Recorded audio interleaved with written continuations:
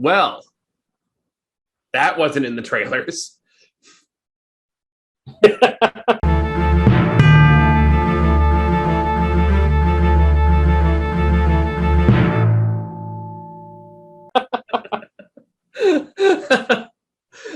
By the way, let me know if we have any bandwidth issues so I can try to adjust. But yeah. It's a little laggy on my side. Trying a new setup here. A little laggy. Little laggy. I think it's more my internet than you. Oh, well, that's just unfortunate. We'll just have to deal with it. It's okay right now. All right. We'll go with it. So, hi. We're doing a trip. We're doing like a triple review today because we need to catch up on some shit. Yeah. So, first up, Free Guy, which is a movie I saw last week and texted you about after I watched it, and basically just said, "Where the fuck did that come from?" Not in those words. That was a sentiment. And then you're like, "Yeah, I heard good things about it." And then you went to see it, and then I get a text from you that basically says, "Where the fuck did that come from?" It's like, how was that? That was way better than I had any right to be. So let's break this down. Let's just real quick. I know that some people are sick of Ryan Reynolds doing a shtick, but that's like, I there's certain actors where like 90% of the roles they take are just going to be them being themselves, and either it works for you or it's not. Like, there have been plenty of people like this before. There's all the variations of Adam Sandler. There's Christopher Walken. There's Al Pacino. Like, these guys exist. It's just what they do. And that's fine. But if you just are tired of same old Ryan Reynolds, maybe you won't have the tolerance for this. But this is at the same time kind of a refreshing take on that. Yeah, it doesn't feel exactly like the same old tired Ryan Reynolds. Like, it's still Ryan Reynolds playing a character, and it's not like the usual jaded character we're used to seeing him as. Yeah. If anything, it's kind of the polar opposite, which is kind of what makes it refreshing. Yeah. I mean, it's still very much like the Ryan Reynolds persona, like same tones, same tenses, the same style of jokes. But the way he goes about it has this weird earnestness to it, and just contagious, infectious joy about it that you can't help but get behind his weird little naivete, and is just like empty-headed. There's a weird like innocent wonder to a lot of what he does as a character, and it really works. It makes it easy to love him, and the journey he takes as a character is really great. It's not, it's very much a standard hero's journey, but like many, if you're just thinking of that as the framework of it, the reason it starts to get tired in a lot of movies that use it is because they use a lot of the same like stuff surrounding it for those story beats. This movie avoids those pitfalls. Yeah. And it also manages to make each of the setups very entertaining. It uses the setting of the video game world to great advantage, and it has a lot of fun with it. It's just having a lot of fun all the way through. Like, if you play video games, if you keep your eyes on what's going on in the background, you will see random video game shit going on. Like, there's one part where I noticed one dude in the background just jumping against the same wall trying to glitch through it, and at one point he almost makes it through. Like, it's kind of cool just to, as a video game fan, like just to see these random touches thrown throughout it. This movie understands video game culture more than a lot of films like it. And while it does take it, but like it's not perfect. It's not perfect. But for example, like there are points where you see certain gaming YouTubers pop up. Yeah. Like, you will see, and Twitch streamers, like Jacksepticeye pops up, Pokimane pops up, like, and it is them just giving like very earnest talking to my viewers kind of clips from them, but related to what's going on in the movie, and it's shockingly appropriate. Like, it works. It doesn't feel forced. Like, it feels like it fits within the world. Like, there were some moments when this popped up that did kind of take me out of the moment, a little bit, not a lot, but enough that it was just distracting enough to like kind of make it like, okay, that's a little cheesy but like then again, the whole movie's kind of cheesy. To me, it felt like the kind of thing that you would see in a different movie where like it would cut to a bunch of reporters talking about this thing that's going on and interviews with people on the street. And this takes that and like transposes it into the world of Twitch streamers and stuff. And I think that it worked in that respect. That's about But then like the soundtrack is fun. The action sequences are fun. Ryan Reynolds, he like his character can die and just wake up the next day in town. So there are points where he just does stupid shit and dies and comes back. But a lot of the movie is him becoming aware of this and learning that there's a bigger thing going on beyond that. And that's where I think that this movie really finds its strengths. Mm-hmm. Because it didn't have to be as good of a movie as it is. No, it didn't have. It could have just been a movie of like video game gimmicks and references and gags, like Ready Player One, and like just been very lazy with the plot beats. But it has themes about like self-actualization and not living your life in a rut and actually taking a chance and being courageous and trying out new opportunities and taking shooting your shot and putting in the work to like actually make cool stuff happen in your life. But then beyond that, it even gets into different concepts in a larger scope in regards to video games in the industry, like sequelitis and relentless march of capitalism and large corporations swallowing up smaller game studios and not caring about the spirit that makes them great. And even to the point of talking about things like, advanced AI technology and the idea of what constitutes a sentient being. Yeah. Like, these are some pretty high-level fucking sci-fi style concepts and social commentary concepts that are all very, like, they're not 100% accurately portrayed, of course. One part in a server room later in the movie kind of pisses me off more than anything. But I know what you're talking about, yeah. But there's, like, for what it does right, it didn't have to try. And it succeeds an overwhelming majority of the time. Yeah, I mean, like, and it helps you have like a really good supporting cast who are really selling these parts. Like, Taika Waititi, I can never say his name right. It just like Taika Waititi. Yes, just plays like the greatest, scummiest like job develop video game CEO, and he is just chewing so much scenery, but it's also working. Like, I hated it so much. And it's so funny watching this movie like a week after all the Blizzard shit came out to light. Oh God. Yeah, and so it's like you're just kind of imagining like those fuckers in the sky, and he's having such a great time with it, and he's such like the greatest skis ball like you can possibly have in this role, and it's so great. And like Jodie Foster as Millie, like honestly, as like.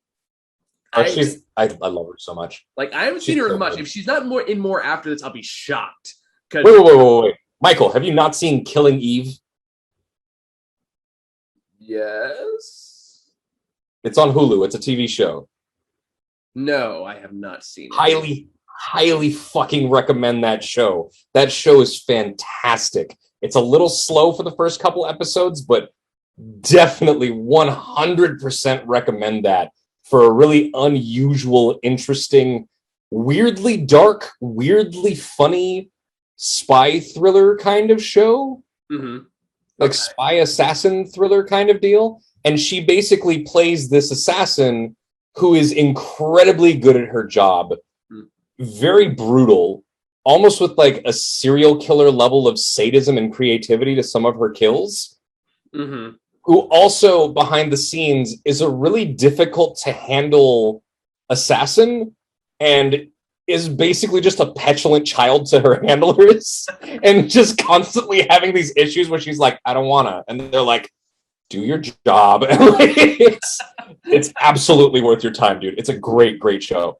But that's where I grew to familiar with her and just like grew to love her as an actor. And she's been showing up in more stuff, and I'm really happy about it. Like that's what I'm saying. Like because her role in this and the way she performs it's so fucking good.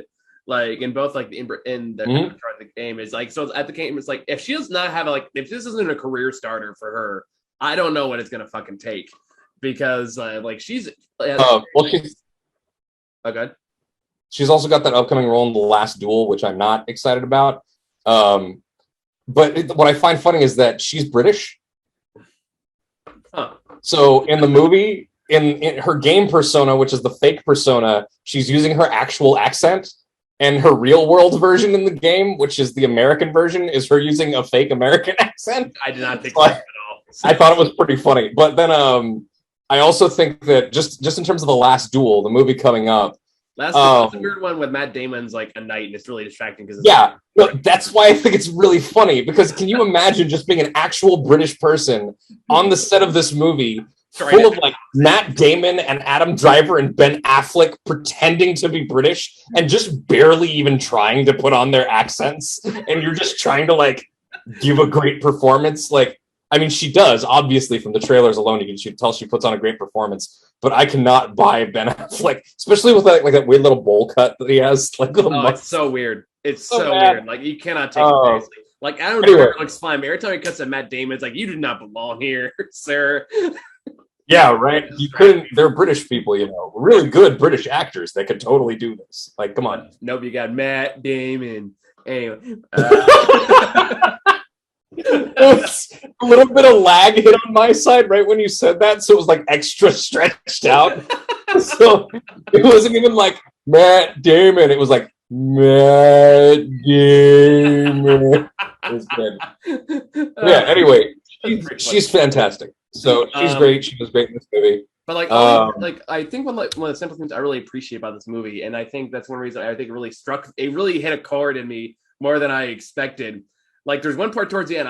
We'll go into spoilers later, so I'll talk about it then. Where I legitimately got a little choked up a little bit. I was like, oh no. I was like, oh shit. Yeah. But we'll talk more detail when we get into spoilers. But just like, I love the theme that I like. The main theme for that movie seems to be like, don't make this cruel, cynical world make you cruel and cynical and kind. Yeah. And I really appreciate that in the movie, and especially when it's done like not naively so. Like it's also like, lead an uprising against your corporate overlords and demand your autonomy by like go on strike and deprive them of everything that makes their world work. Also, like, they kind of play into each other, in my opinion. One's a bit more political than the other, but that is A-okay. That's the thing. This movie has so many like little themes sprinkled in it that it doesn't need, but it works. But it's more like, be kind, but don't be taken advantage of. And there's definitely a fine line there. This movie definitely skirts that line to a wonderfully like optimistic degree. And it's a smart kind of optimism, which I really appreciate. It's not naive. It's not saying like, oh, just like the Disney reboot of Cinderella comes to mind, where it's like, oh, be kind and everything will be okay, yada yada. It's like, no, it's like, no, people are still gonna try eat you alive. It's like, no, they're still gonna try to dick you over as often as they can, but you can't let that break you in any meaningful way. And I appreciate that as a theme. One mechanic that I appreciated a lot was seeing the utilization of something at one point very similar to Live, Die, Repeat. What was it? Edge of Tomorrow. Yeah. Where like the character is just going through a montage where they're trying the same things over and over again and just fucking dying each time as they learn how to navigate this world and like upgrade their abilities or whatever. But just seeing him go through these situations and get fucking murked, it was funny. It was pretty funny. No, I like there was one sequence in particular because like disenfranchised. This happens to every kind of Groundhog Day movie, where you're just kind of walking around and he just goes like Ryan Reynolds goes like, it's like, hey, if you don't lose your fucking cat all the time, maybe close the window. You can that. And so like scolding characters that have the same missions all the time. And just again, it just has such a wonderful meta humor and such wonderful characters, such wonderful resolution. That play again, that just really does again way better as any right to be. Would have easily been just a Ready Player One shameless referencing cash cow, and especially as being like a last minute like requisition of like the Fox Disney merger, because you can tell they went back and did some reshoots after that deal went through, for reasons that will be obvious when we get into spoilers. There was one part where I was like, oh yeah, here's the Disney muscle being tossed in there. That's where you tell like Ryan Reynolds in there is like, can we? And I was like, okay, yeah, sure, go ahead. Like technically, yeah, there's nothing stopping us now. So, but yeah, no, this movie manages to pull off a lot of really fun stuff. It is undeniably wholesome, and it is exactly the kind of thing that like I needed at the time. Yeah, like I just needed a movie that wasn't all grimdark and like but also wasn't like placatingly wholesome. That actually had like a bit of a journey with it. Like I can't take just pure like sugar. I need a little bit of coffee to cut it. Like I need a little bit of something to make me remember like, oh yeah, the world is a little dangerous and like there's some dark stuff. But the point is persevering through that. Not that it's all butterflies and rainbows. So absolutely, and like those are my favorite kind of stories. And I know people are saying like I think called like the Hope Punk movement, which is such a dumb name. What? The Hope Punk movement. Which it feels kind of falls in that category, which is I prefer to call it like realistic optimism is my preferred term for it, because it's a kind of form of wholesome optimism. It doesn't insult your intelligence. Again, like I haven't watched all of Ted Lasso. I've seen enough clips to know this is true about it. That this also kind of falls in that category. I was like, hey, people can be shitty. You get to choose how you react in that situation. And I fucking love Ted Lasso. And because of how you react, I've heard nothing but amazing things about it. But here's the funny thing about it. The reason that I went to watch Free Guy when I did was because I was at home and I finished catching up with Ted Lasso. And I was like, what am I going to watch to follow that up with? I want something like good and wholesome. And I'm like, maybe I'll watch this. Maybe I'll finally watch Bill and Ted 3. You know what? No, I need to go watch Free Guy. I'm going to go watch Free Guy. And I want to watch Free Guy and I'm like, oh, I'm so glad that was actually a good chaser. Like, yeah, for sure. It works. Also, fucking watch Ted Lasso. Ted Lasso. I don't give a fuck about soccer. I don't care about soccer at all. It's not about soccer. I know. It's about relationships, and it is so amazingly good. I think it's so good. Subscription right now, so that's like something I gotta look into. $5 a month. Yeah, I'll add it to my list. Like I gotta see if I can. There's an app I can download for it in the Xbox One. That's where I usually watch stuff. Yeah. Is there now? I believe so. Oh, sweet. Okay, cool. I'll look into that later then. There are TVs that have the Apple TV app now. They've been doing work. All right, cool. I have no excuse then. So yeah, it's like it's a kind of like realistic optimism where it just says like how you respond against this overt cynicism and to people who've clearly just been beaten down by the world in so many ways can have a reverberating effect. And I appreciate that. And I like that's a message we're seeing more of, as opposed to like mid to late 2000s of everything is awful. Here's an Evanescence song. Hey! My goth doom movies still have their place. They do. Without that, we wouldn't have Blade. I know, but like it was very much emblematic of that era of film, though. Is my point. Yeah, I mean, dude, we just had The Matrix. We just had The Faculty. Like, we just had Columbine. Like, there was a lot of, like, shit going. We just discovered Rammstein. Like, there was. I'm not saying there was a cultural reason behind it. We just had fucking Disturbed with Down with the Sickness, like, and Stained and Korn. Like, it was that era. There wasn't, like. I know. My point is, like, I like this stuff more. It's all I'm trying to say there. Don't. All right. I'm just saying, like, there was good stuff in there, too. 2000s. Apparently, I touched the curve here. No, because we were teenagers at that time, so that's what was aimed at us. Dude, I listened to like Seether and Space and Linkin Park. Yeah. But there were like happy things going on in those times. You know, like there just wasn't stuff we were watching at the time. None of it was aimed at us. That is an excellent point. I will give you that. I'm sure if we decided to go dig through movies, we would have been like, oh, there's this stuff. I know rom-coms were a big thing back then, you know, some of them were better than others. Yeah. Was not a fan at the time. But anyway, you want to talk about spoilers? There's a lot I want to talk about in spoilers. Yeah, let's get to spoilers. This is a great movie. Go see it. Love Fun. It. 8 out of 10. It's still in theaters. Go check it out. Love it. Maybe even 9 out of 10. Just really, really great time. I walked out feeling amazing. It's one of those movies. Yeah. All right. So spoilers. All right.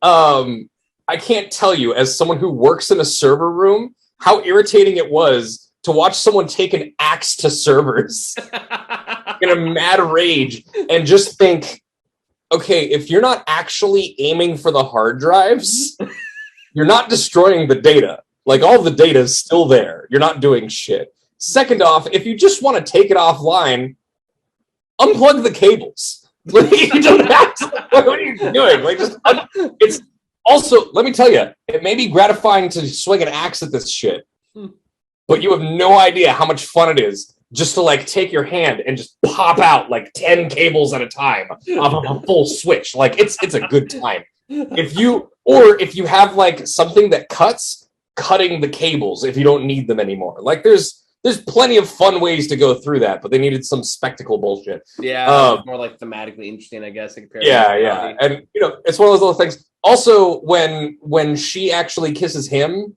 I'm like, wait, I thought there wasn't a button for that. Yeah, I was kind of wondering that too, but I just chose to let that go.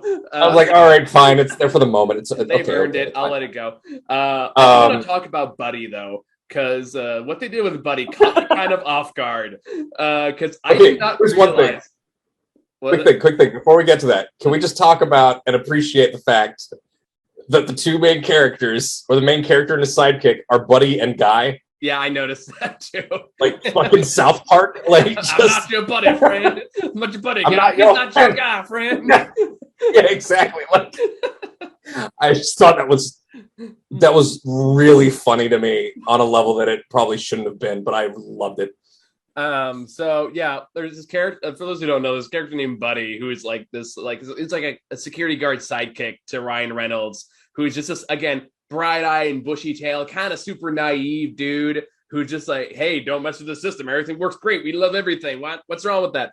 And I didn't realize how invested I became in the character of Buddy until we got to the third act when they're crossing the bridge. Dude, he's Guy's anchor. I know so many scenes. Like, when Guy is like fucking scrambling for an emotional hold and he doesn't believe anything is real. And Buddy's just like, I don't like, what's more real than like a friend being there for a friend who's having a hard time? And like I'm like, oh man, that was a great little touch. And I'm like, oh, and then like, and again, I didn't realize how much that hit me until we got to the scene at the bridge when he looks like he's gonna die, and he's on the other end. And Ryan Reynolds is like, I'm sorry, and he just like with this bright is like, I'm not. This is the best day of my life, and I was like, oh. Oh no, I want him to live. I'm kind of tearing up thinking about it. It's like, did you notice they straight up? Did you notice they didn't just pixelate him? They straight up Infinity War dusted him. Yeah, they did. That end insult to injury, and I'm like crying in my seat over a character named Buddy. Like, oh man, why does this hurt so much? Dude, like, okay. What was the character? Was the character's name Chaz or Chad? What was it? Dude? No, it was Dude. Yeah, because you put a Guy and then you're Dude. And I know it's like a really stupid fucking gimmick, and the way that they do the line, but just the way that Ryan Reynolds delivers those lines. Yep. It's such a stupid idea to just have him look aggressive and be like, catchphrase. It's just really intensely. It's so stupid, but they fucking they do it. They get it. They deliver it. And even though I'd seen it in a trailer, it was still really funny. And that showdown, I love how he had like a little he had his blue T-shirt tattooed on his pec. Yeah. Stuff like and that. And then later, when he turns him onto his side and he's looking at him go, he's cheering him. He's like, yeah. Pointing at the T-shirt. Oh man! That final showdown was great, and that's when I was like, "Oh, there's the Disney money." Whenever, like, right. You get a nice little healthy helping of like Avengers and Star Wars references. I will say it was worth it for the Chris Evans cameo. I did not see that. Yeah, that was really good. Like, I kind of wish they used their one F-bomb, because I thought that would have been even better. It's like, what the fuck? Like, but did they use an F-bomb in this? No, it wasn't. It was like, what the shit? But it was like, no, yeah, but did they ever use it? Like, I know of. All right, well, if they were gonna do, that's what I would have put up. That's just me. I mean, they don't have to do it. It's just But I also like I like the world building. I like the way that they had the separate realities with the glasses on, like a They Live kind of thing. Like I like God, it was just there were so many little elements throughout the movie that were really interesting, and watching the dissonance. One of my favorite things in movies is having two characters have a conversation with each other, where one of them thinks it's about one thing and the other one thinks it's about another thing. Oh, and I always have mixed feeling about those scenes. But I know what you're talking about. Well, some of them are better than others. Sometimes, like I remember, I think there was one in Austin Powers once where like one of them was about someone taking a poop on the bed or something, and like that was the butt of the joke. But no, I think it was like someone was looking for like something in a duffel bag, but it looked like it was coming out of his ass. Yeah. No, so like sometimes it's done to a vulgar effect. And those don't always land. But in this movie, it's about the fact that people think that blue shirt guy is a real human being. Yeah. And he's just like, what do you mean the real world? And they're like, there's one point where Millie's like, I met the creator, and he's like, God? God? And just those kinds of conversations. And like, what was it? That one scene where he's like, I really want to kiss you right now. And she's like, you want to kiss me? Right. Like, you really want to kiss me? And he's like, yeah. And she's like, okay, sure. She's just sitting at her keyboard, and he goes in, and it does like the swelling music and the pan around and everything. And like for him, it's just this real world thing. And it just cuts to her sitting at her computer keyboard, like watching her character make out with the other character on the screen and just sitting there awkwardly. Like it's, but even I like it's so good. I even liked what they did with that when they had like the other developer who she like created this AI with, and like how they kind of tied that, and they're like, oh, this was all just like really like the Ryan Reynolds, the guy is just a love letter that he programmed in for her, basically. I like the culmination of that storyline. In real life, that'd probably be more than a little creepy, but in the movie, it works. But it manages to not make it feel.